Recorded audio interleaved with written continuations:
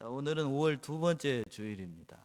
그래서 교회 절기로 어버이 주일로 섬기게 되는데, 그래서 오늘 본문의 말씀도 에베소 6장에 있는 말씀이에요. 에베소 6장 1절부터 4절까지 있는 말씀인데, 말씀의 제목은 부모와 자녀에게 주신 교훈이라는 말씀의 제목으로 어버이 주일 같이 하나님 앞에 은혜 나누기를 원합니다.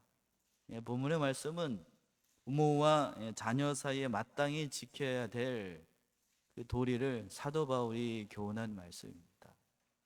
먼저 바울은 믿음의 자녀들을 향해서 주 안에서 순종하라, 그리고 부모를 공경하라 라고 권면을 하고 있습니다. 그리고 이어서 부모님들을 향해서는 자녀를 노렵게 하지 말고 주의 교훈과 훈계로 양육하라 라고 교면을 하면서, 이건 예수 그리스도를 믿는 하나님의 백성들이 이 땅에서 지켜야 될 가장 기본이 되는 그런 도리라, 인간적인 도리라고 교훈하는 겁니다. 여기까지 하면 오늘 설교는 다 끝났어요. 다 끝났는데 조금 더 내용을 좀 깊이 생각해 보도록 하겠습니다. 첫 번째는 1절 보시게 되면 너희 부모를 주 안에서 순종하라 라고 교훈을 하고 있습니다. 1절 보시면 자녀들아 너희 부모를 주 안에서 순종하라, 이것이 옳으니라. 너희 부모를 주 안에서 순종하라 라고 얘기하고 있습니다. 사람이 세상에 태어나서 제일 먼저 맺는 인간관계가 부모와 자식과의 관계예요. 형제나 이웃이나 또는 옆에 친구들이나 직장이나 그 모든 사람과의 관계를 맺기 이전에 태어나는 순간부터 부모와 자식과의 관계가 먼저 이루어지는 거예요. 제일 먼저 이루어집니다. 그래서 이 세상에 있는 사람 중에서 부모 없이 태어난 사람 한 사람도 없습니다. 여기 계신 분들은 뭐 하나님 일찍 데려가신 분들도 계시겠지만 살아 계시든지 아니면 돌아가셨든지 다 부모가 다 있어요. 그러니까 이 부모의 은혜는 나에게 이 생명을 준 분이니까 정말 귀하게 여겨야 됩니다. 이를 가리켜서 세상에서는 천륜이라고 얘기를 하죠. 천륜이 무슨 뜻인가요? 하늘이 맺어준 인연이라고 하는 거예요. 그러니까 따라서 부모를 순종하는 건 곧 하늘이 맺어준 인연을 귀하게 여기는 일이라는 뜻이겠죠.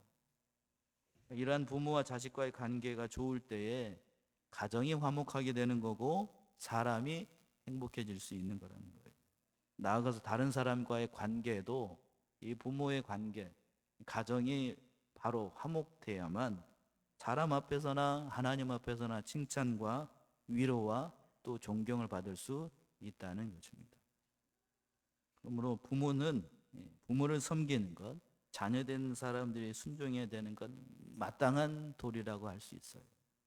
그런데 오늘날 마땅히 자녀로서 지켜야 될 이 말씀, 부모를 순종하라 또는 공경하라 라는 이 말씀이 이렇게 이 성경에 있는 말씀처럼 잘 이루어지지 않는 것을 보게 됩니다.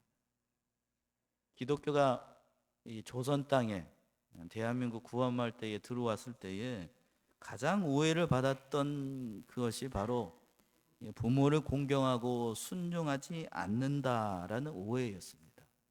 그렇죠? 그래서 과연 기독교는 그렇다라고 하면 세상 사람들이 조롱하는 것처럼 조상도 몰라보고 부모도 몰라보는, 쉽게 얘기해서 막대 묵은 그런 종교인가? 결론부터 말씀드리면 결코 그렇지 않다라고 하는 거예요. 잘 몰라서 그렇죠. 기독교만큼 부모님의 말씀에, 오늘 말씀에서 그랬는데 말씀에 순종하고 부모를 공경하라 라고 하는 그러한 종교가 없습니다. 특별히 모세의 율법에 따르게 되면 부모의 말씀을 불순종하는 자는 심지어는 뭘로 치라고 되어 있냐면, 뭘로요? 돌로 때려 죽이라 라고 그런 말씀까지 있을 정도예요. 그러니까 얼마나 부모를 순종하는 것이 귀하고 또 엄중한 말씀인지를 깨닫게 하는 말씀이라는 거예요. 그런데 오늘 말씀에서 보게 되면 사도 바울은 여기서 조금 더 들어가서 자녀가 부모의 말씀에 순종하라되 누구 안에서 순종하라고 되어 있냐면 주 안에서 순종하라라고 담겨 있어요. 그러니까 주 안에서 순종한다는 말은 세 가지 의미가 있을 것 같아요. 첫 번째는 이 주 안에서라고 되어 있으니까 부모를 순종하라는 계명을 주신 분이 바로 누구라는 뜻인가 하면 하나님이라는 뜻이에요. 하나님께서 이 말씀을 주셨으니까 하나님의 대리자로 이 모든 세상에서 섬겨야 될 사람, 하나님처럼 섬겨야 될 사람이 누군가 하면 바로 우리 육신의 부모라는 뜻이에요. 그리고 우리에게 부모를 주신 그 하나님이기 때문에 그 부모를 순종하는 것은 마땅하다는 얘기입니다. 자녀들은 자신을 낳아주고 길러주신 부모에게 순종하고 가족 간의 그런 위계 질서도 배우게 되고 자연히 부모의 말을 순종하면서 이 세상에서 살아가는 도리라든가 그 질서를 배우게 된다는 겁니다. 그러니까 하나님께서 가정의 권위를 세울 때에 부모에게 맡긴 거예요. 그 권위를 배우도록 한 겁니다. 오늘날 이 세상이 이상해지다 보니까 부모의 권위, 그리고 윗사람의 권위, 선생님으로서의 권위가 다 무너졌어요. 권위 주의는 잘못됐지만 권위라는 그건 있어야 됩니까? 없어야 됩니까? 있어야 되지요. 마땅히 부모라고 하면 부모가 가지고 있는 권위가 있어야 되고 영적인 질서 안에서 좀 그렇습니다만 목사라고 하는 권위가 있어야 됩니까? 없어야 됩니까? 있어야 되는 거죠. 근데 권위주의로 나가면 안 돼요. 뒤에 가서 잘 말씀드리겠습니다만 그 권위주의는 잘못된 거고 마땅히 서로를 존중하고 아끼고 배려하고 그런 권위가 있는 건 하나님께서 세우신 질서이기 때문에 당연히 있어야 되는 거예요.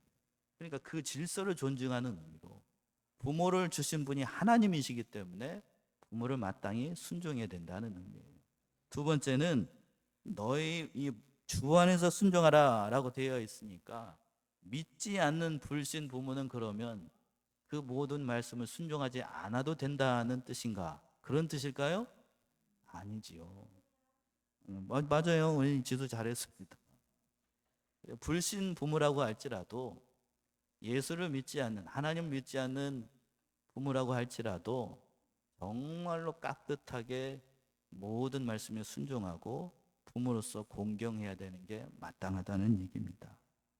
그리스도인이라면 예수를 믿는 하나님의 백성이라고 하면 성경이 교훈한 것처럼 자녀로서의 모든 도리를 다하고 오히려 믿음의 부모보다도 믿지 않는 부모를 더 깍듯하게 예를 다해서 섬겨야 됩니다.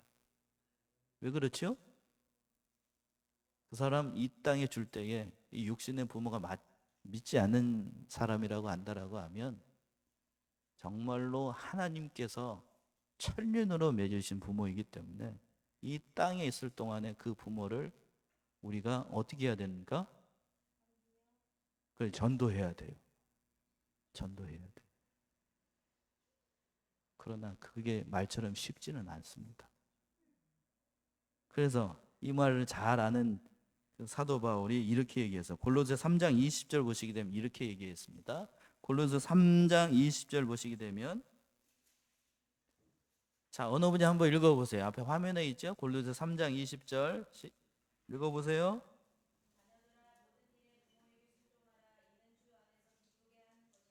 자녀들아 모든 일에 누구에게 순종하라? 부모에게 순종하라. 그것이 누구 안에서 기쁘게 하는 것이라? 주님 안에서 기쁘게 하는 거라는 거예요. 모든 일에 있어서 부모에게 순종하라라고 얘기했습니다.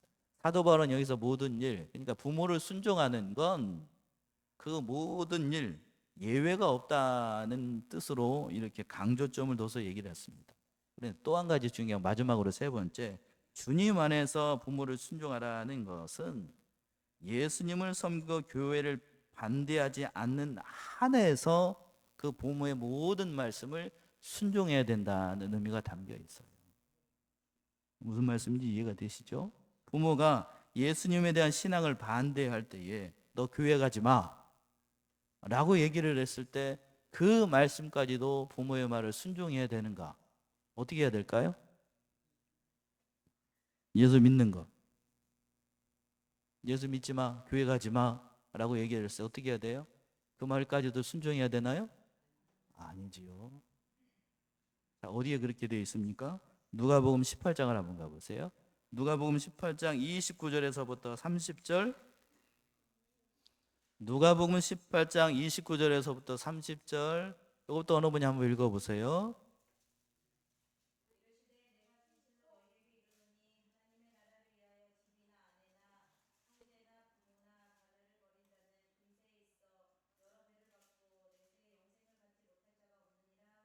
예, 이 말씀 오해하면 안 돼요. 이르시되 내가 진실로 너에게 이르노니 하나님의 나라를 위하여, 어디를 위하여? 하나님의 나라를 위하여 집이나 아내나 형제나 부모나 자녀를 버린 자는 어디에서 받는다고요? 금세에 있어 여러 배를 받고 내세의 영생을 받지 못할 자가 없다라고 말씀했습니다. 누가복음에 기록되어 있는 이 예수님의 말씀은 그리스도의 복음을 믿을 때에 순종하는 것이, 즉 예수를 믿는 것이 부모를 순종하는 것보다 우선이라는 얘기예요. 우선 믿는 일이 먼저라는 거예요. 부모를 순종하는 것보다. 즉 어떤 사람이 예수를 믿는 것이 먼저인가 부모를 순종하는 것이 먼저인가 라고 물으면 우리는 당연히 뭐부터 생각해야 된다고요? 예수 믿는 거예요.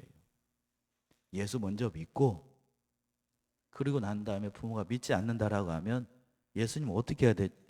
부모님을 어떻게 해야 되죠? 예수를 어떻게 해야 돼요? 믿게끔 해야 됩니다.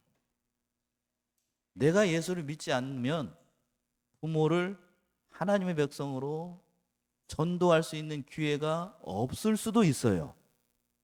그러니까 복음에 있어서는 순서가 있는 게 아니에요. 먼저 부르심을 받는 사람이 있고 나중에 부르심을 받는 사람이 있어요. 보통의 경우에는 부모님의 신앙을 자식들에게 이렇게 물려주는 경우들이 많이 있다고요. 그게 좋은 거예요. 그런데 그렇지 않고 누가 먼저 예수를 믿어요? 자녀들이 먼저 예수를 믿고 부모를 전도하는 가정들도 많이 있습니다. 제가 이 얘기를 왜 하냐면 우리 집안이 그렇습니다. 우리 집안이 누구 집안이죠? 저를 얘기를 하는 거예요. 저를. 제가 전에도 한번 어떤 얘기를 한 것 같은데 제가 1대대 1중대 1수대입니다. 군대 갔다 오신 분들은 그럼 감사해요. 목사님 보고 예쁘다는 얘기도 하고. 예, 그래요. 제가 처음 우리 집안에서 먼저 예수를 믿었습니다. 7살 때인지 6살 때인지 그때 기억이 새록새록한데요. 제가 정읍이 고향이에요. 예전에는 제가 자랄 때는 눈이 세상 말로 엄청 왔습니다. 엄청 왔어요. 그때도 교회에 가게 되면 아직도 기억이 나요. 무지개떡 아십니까 혹시? 예, 저기 크리스마스 때 무지개떡을 주는 그 기억이 있어가지고 그걸 받으려고 하는 그런 요량으로 조그마한 나이니까 무릎까지 저기 발이 빠졌던 것 같으니 퍽퍽 빠졌는데 그걸 받겠다고 크리스마스 날 가가지고 무지개떡을 양손에다가 들고 왔던 기억이 아직도 머릿속에 있습니다. 그때부터 예수를 믿었는지 어떻는지 알 수가 없습니다만 그렇게 믿고 어린 나이 때부터 예수를 믿었어요. 제가 먼저 갔고 그리고 어린 동생들 전도했고 맨 마지막에 부모님 그리고 아직도 아버님은 믿는지 안 믿는지 알 수가 없습니다만 집에 가게 되면 저기 뒤에 우리 교회 뒤에 보게 되면 저 달력이 있지요. 저 달력이 아버지 주무시는 그 머리맡에 이렇게 딱 있습니다. 저희 아버지가 중풍 걸리시고 치매가 있으신데 다른 건 잘 기억하지 못하는데 날짜는 어떻게 달력 넘어간 날짜는 딱 이렇게 딱딱 뜯어가면서 그 머리맡에 제 이름 써 있는 거 그걸 머리맡에 붙이고 있다는 거예요. 그렇다는 얘기는 정황상으로 봤을 때에 말씀은 안 하시는데 예수를 믿는 것 같습니까? 안 믿는 것 같습니까? 여러분이 한번 얘기해 보세요. 그 이쁘다고만 얘기하지 말고 그렇게 되는 것 같지요? 지금은 주님 안에서 참 화목한 가정으로 이루어 나가고 있습니다만, 처음 예수를 믿을 때에는 부모님의 반대가 만만치 않았습니다. 정말로 만만치 않아요. 근데 지금은 다 이렇게 예수를 다 믿고, 그리고 또 예수 믿고 난 다음에 그냥 평신도로 살았으면 그래도 좀 가정이 순탄했을 것입니다만, 제가 또 뭐가 됐죠? 예, 그렇게 되니까요. 아무튼 그 얘기는 차마 얘기 못하겠다. 다음에 후속타로 얘기하겠습니다. 그 얘기도 참 재미있는데 다음에 얘기해요. 정말로 어머니의 반대가 심했었는데, 그런데 지금은 이렇게 목사로서의 사명을 감당하게 됐어요. 그러니까 예수를 믿는 것에 있어서는 부모님과 상의할 필요가 없어요. 먼저 누가 믿어야 된다고요? 내가 믿어야 돼. 그리고 누구를 전도해야 돼요? 부모님을 전도해야 됩니다. 부모님과 상의하는 것, 신앙과 믿음에 관련된 건 부모님과 상의하는 게 아니에요. 누가 결단해야 된다고요? 내가 결단해야 돼요. 내가. 그것이 하나님 앞에 옳은 일이기 때문에. 그리고 만약에 부모님이 예수를 이제 나중에 믿게 됐다라고 하면 네가 잘했다라고 이 땅에서도 칭찬할 거고, 장차 오는 하나님의 나라에서 칭찬과 영광을 돌리게 될 거예요. 그러니까 부모님 전도 잘해야 됩니다. 그래서 그 1절 하반절에서 그랬어요. 이것이 뭐하니라? 옳으니라. 주님을 순종하듯 주님 안에서 부모의 말씀을 순종하는 것이 하나님 앞에서 옳다는 얘기예요. 이것이 옳다는 얘기는 하나님의 성품과 맞다, 혹은 하나님의 공의에 맞다, 또는 하나님의 율법과 어울린다라는 뜻이에요. 즉 부모가 예수님께서 주신 교회를 반대하거나 또는 주님을 섬기는 일을 금하는 경우가 아니면, 믿음과 관련되는 일이 아니면 부모님의 말씀을 다 순종하는 것이 하나님 앞에 옳다는 뜻이에요. 부모를 순종하는 것이 하나님의 공의든지 하나님의 성품이든지 하나님의 율법이든지 모든 면에서 옳다는 얘기입니다. 혹자들은 그렇게 얘기를 해요. 예수님께서 오셔서 모든 말씀을 이루셨기 때문에 부모를 순종하는 것도 그 율법도 폐하해졌기 때문에 오늘날에는 부모를 순종하지 않아도 된다라고 이렇게 과격하게 얘기하는 사람들이 있다고요. 그거 맞아요? 아니죠. 절대로 잘못된 거라고. 절대로 잘못된. 오히려 예수님께서도 그렇게 말씀하셨는데 부모님에게 순종하는 것 참으로 중요한 일이라고요. 그런데 순종하되 주 안에서 순종하라고 되어 있어요. 그리고 돌아가신 부모님의 말씀에 순종하는 게 아니고 살아계셨을 때 잘해드려야 돼요. 두 번째 2절에서 보시게 되면 내 어머니와 내 아버지와 어머니를 공경하라 라고 말씀하고 있습니다. 2절 보시면 내 아버지와 어머니를 공경하라, 이것이 약속에 있는 첫 계명이니. 그래요. 내 아버지와 어머니를 공경하라라고 되어 있어요. 앞에서는 순종하라라고 되어 있고 여기 2절에서는 공경하라라고 되어 있습니다. 이거는 10계명 중에서 5계명의 계명을 예를 들어서 사도 바울이 얘기를 한 것인데, 10계명 잘 아시죠? 1계명부터 4계명까지는 사람이 하나님과의 관계에서 지켜야 될 계명을 얘기를 하는 거고, 5계명부터 마지막 10번째 계명까지는 사람이 사람 사이에서 지켜야 될 그 계명을 얘기를 하는 거예요. 그 1륜 계명 가운데 첫 번째 계명이 뭔가 하면 누구를 순종하라? 부모를 공경하라. 부모를 공경하는 거예요. 얼핏 보게 되면 6번째 계명이 살인하지 말라고 있거든요. 그런데 얼핏 보게 되면 살인하지 않는 것이 부모를 공경하는 것보다 앞에 와야 될 것처럼 얘기가 되는데, 하나님의 관점은 그런 게 아니에요. 누구를 공경하는 것이, 부모를 공경하는 것이 더 중요한 계명이라는 얘기입니다. 그게 1륜 계명 가운데 첫 번째 계명이에요. 그러니까 여기서 얘기하죠. 세상 사람들이 기독교는 부모를 몰라보고 부모를 공경하지 않는 종교다, 그거 맞는 거예요? 아니, 절대로 그렇지 않아요. 절대로 그렇지 않습니다. 기독교는 부모 공경은 하나님의 계명으로, 하나님의 법으로 정했습니다. 그러나 다른 종교나 세상은 도덕으로 그걸 규정을 하고 있다고요. 도덕과 법의 차이점 아시지요? 법은 안 지키면 뭐가 됩니까? 죄가 돼요. 하나님의 계명이라고요. 그러니까 우리가 하나님의 백성으로서 부모를 공경하지 않는 거, 하나님의 배표 뭐를 짓는 거 됩니까? 죄를 짓는 거예요. 죄를 짓는 거. 부모를 공경하는 게 마땅한 도리라고 얘기를 하는 겁니다. 근데 오늘날에 보게 되면 부모를 순종하는 것뿐만 아니라 부모를 공경하는 것도 잘 이루어지지 않고 있어요. 자, 어디에 그렇게 되어 있냐면 디모데후서 3장을 한번 가볼까요? 디모데후서 3장 1절에서부터 5절 보시게 되면, 이것도 조금 긴데 어느 분이 한번 읽어보세요. 디모데후서 3장 1절에서부터 5절.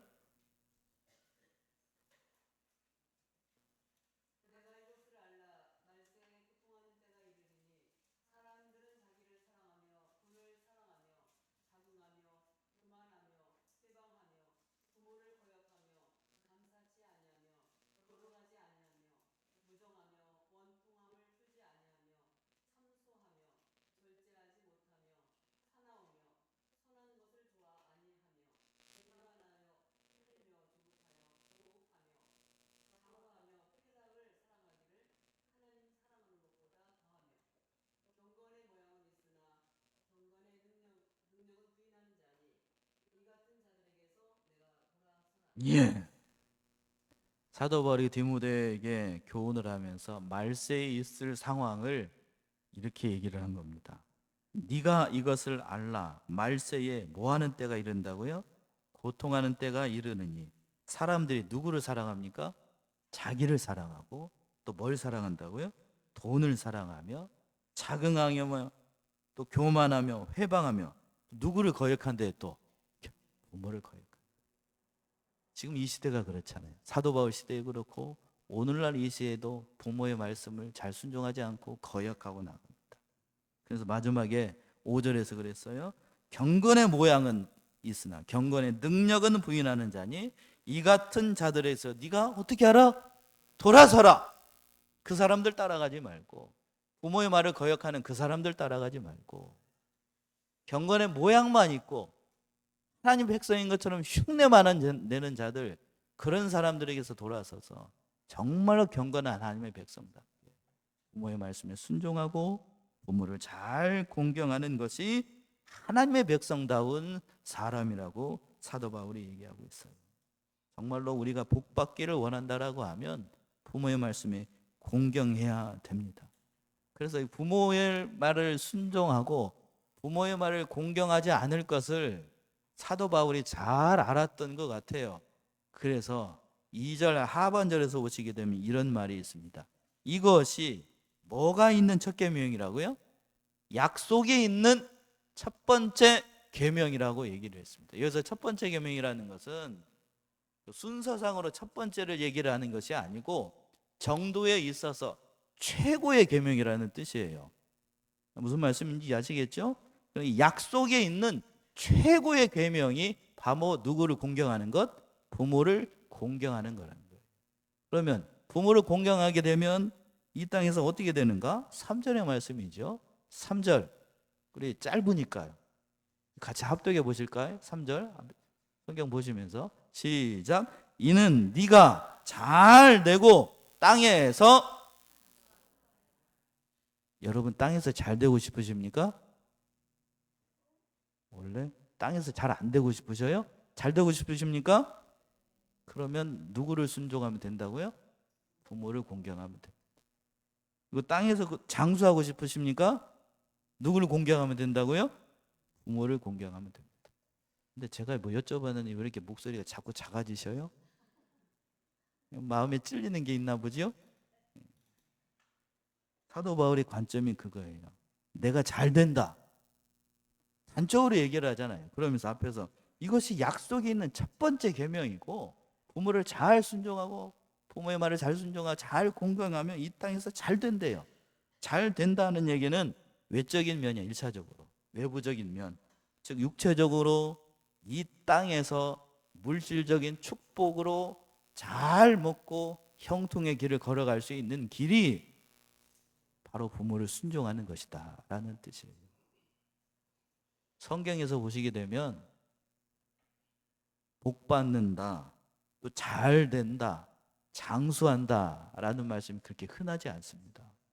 그런데 오늘 무슨 말씀 보시게 되면 여기에 붙어 있어요. 단서조항으로. 부모를 잘 공경하고 부모의 말씀을 잘 순종하면 이 땅에서 잘 된대요. 그러니까 이미 결론이 나 있어요. 이 땅에서 잘 되고 싶으면 부모의 말씀을 잘 듣고 잘 순종하고 잘 뭐하는 것? 공경해야 됩니다.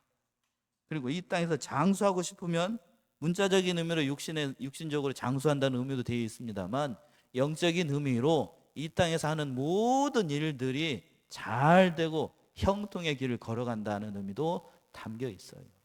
이병규 목사님 강의에서 보니까 그렇게 되어 있더라고요.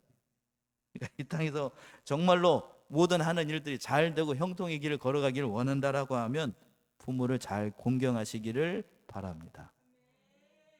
감사합니다, 지수. 예, 다른 분들도 다 감사합니다. 부모 말씀 잘 순종하셔서. 옆에 있는 우리 지수 할머니 많이 사랑해 주시고. 예, 그래요. 그렇게 해주시기 바랍니다. 그럼 이 땅에서 잘 돼요. 정말로 형통합니다. 하나님의 약속이에요, 약속. 여기까지는 자녀들에게 주신 교훈입니다.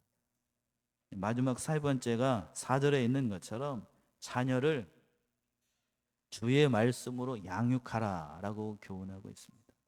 4절 보시면 또 아비들아 너희 자녀를 노엽게 하지 말고 오직 주의 교양과 훈계로 양육하라.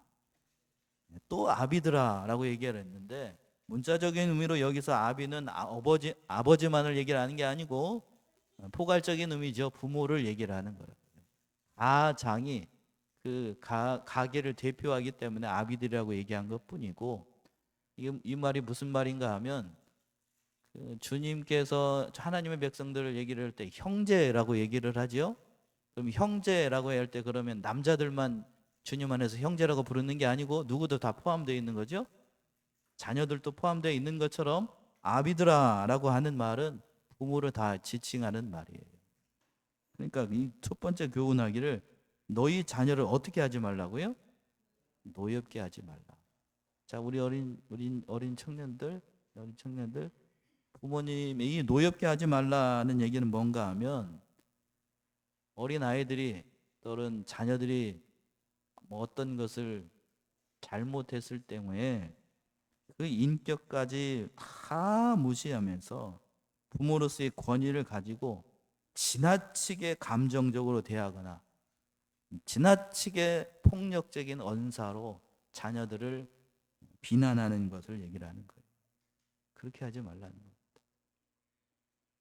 그렇게 되면 어떻게 되는가? 자녀들이 바른 길을 걸어가지 않고 삐뚤어진 길을 걸어간다. 그런데 우리가 연약하기 때문에 자녀들이 잘못된 길을 걸어가게 되고 잘못된 행동을 했을 때에 정말로 오녀가 겸손한 마음으로 예수님의 마음을 품고 정말로 진실되게 그렇게 바른 길로 사랑의 마음을 품고 하기가 쉽던가요? 어렵던가요? 우리 이금재 집사는 쉬워요? 어려워요? 어려워요. 뭐부터 나가기가 쉽죠? 이거부터 나가기가 쉽죠? 예, 이거부터 나가기가 쉽다고요. 그러면서 제가 감히 얘기 못 하겠습니다. 이렇게 되죠? 이렇게 되기가 쉽다고요. 그러지 말라는 얘기죠. 노엽게 하지 말고 감정적으로 대하지 말고 그렇게 되면 지금 삐뚤어지기가 쉬워요. 그렇게 하지 말고 어떻게 얘기하라라고 얘기하고 있냐면 그 하반절에서 얘기했어요. 긍정적인 의미죠. 오직 주의 교양과 뭘로 양육하라? 훈계로 양육하라. 주의 교양과 훈계라는 얘기는 하나님의 말씀과 신앙으로 자녀들을 잘 가르치라는 얘기예요. 감정적으로 대하지 말고 자녀들이 무언가를 잘못했을 때에 즉각적으로 반응하지 말고 기도하고 그리고 하나님 앞에 말씀으로 경계를 삼고 그렇게 해야 아이들이 바른 길로 걸어갈 수 있다는 얘기예요. 참 쉽지 않은 일인데 마땅히 향할 길 아이들에게 가르쳐라는 얘기입니다. 잠언 22장 6절이죠. 한번 보시면 잠언 22장 6절 다 찾아보세요. 이 말씀 잠언 22장 6절 앞에 띄워질 거예요. 22장 6절 우리 같이 합독해 볼까요? 같이 합독하겠습니다. 22장 6절 시작. 마땅히 행할 길을 아이에게 가르치라. 그리하면 늙어도 그것을 떠나지 아니하리라. 마땅히 행할 길을 누구에게 가르치라고요? 아이에게. 마땅히 행할 길이라고 하는 것은 이미 4절에서 얘기했어요. 주의 말씀과 신앙을 얘기를 하는 거예요. 그 길을 아이에게 가르치면 늙어서도 절대 그 말씀을 떠나지 않는다고요. 제가 이제 삼례중앙교회 와가지고 정말 감사한 건 제가 주일학교 예배를 하나님 앞에 같이 들을 수 있다는 게 너무 감사했어요. 지금 저기 유아실에 2명 아이들이 지금 풍선 갖고 장난치는 모습이 저는 눈에 거슬리는 게 아니고 너무 감사하다. 지금은 2명입니다만 나중에는 저 안에 10명 이상이 앉기를 그렇게 소원하는 바입니다. 아멘이십니까? 저기가 모자라면 저기 2층도 있어. 저는 교회가 시끄러지기를 원해요. 누구로 인해서? 아이들로 인해서. 예전에 삼례중앙교회 사진 보니까 주일학교가 그 숫자가 50명이 넘었다고 하는데 사실입니까? 네. 그렇게 되기를 원해요.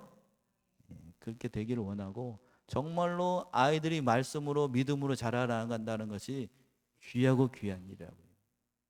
그리고 우리 한 가지 칭찬하고 싶은 건 우리 주일학교 선생님들 아침에 일찍부터 와가지고 9시에 예배 드리니까 쉽지 않을 거라고. 집에서 나올 때 모든 일 잘 감당하는 거 정말로 귀해요. 천하보다도 귀한 영혼들. 그 아이들 말씀을 기른다. 정말 귀한 일입니다. 오늘 말씀에서 그 얘기를 하고 있는 거예요. 주님의 자녀들, 나에게 맡겨준 하나님의 자녀들을 노엽게 하지 말고 정말로 하나님의 마음을 품고 하나님의 말씀으로 훈계로 양육하라. 그러면 하나님 안에서 올바른 가정을 이루어 나갈 수 있다라고 말씀을 하고 있는 겁니다. 부모가 자녀를 위해서 기도하는 것, 어린 심령들을 위해서 기도하는 것 너무나도 귀해요. 눈물로써 기도로써 기른 자녀들은 절대로 나쁜 길로 가지 않습니다. 우리 사랑하는 삼례중학교 성도님들, 이 사명을 우리에게 주셨다는 것을 깨닫고 어렸을 때부터 자녀들을 믿음으로 잘 길러나가시고, 특별히 자기 주위에 어린 아이들이 있다라고 하면 정말로 전도하는 일 잘 감당하셔야 됩니다. 아멘이시죠? 예, 정말로 이 교회를 가정의 달을 맞이하여서 정말 부모를 말씀을 순종하고 또 자녀들을 말씀을 기른다는 사실이 얼마나 귀한 일들을 깨달아서 이 교훈의 말씀을 따라 정말로 믿음의 길을 걸어나가고 하나님 앞에서 칭찬과 영광을 올려드리는 주님의 귀한 백성들 다 되시기를 바랍니다. 기도하겠습니다.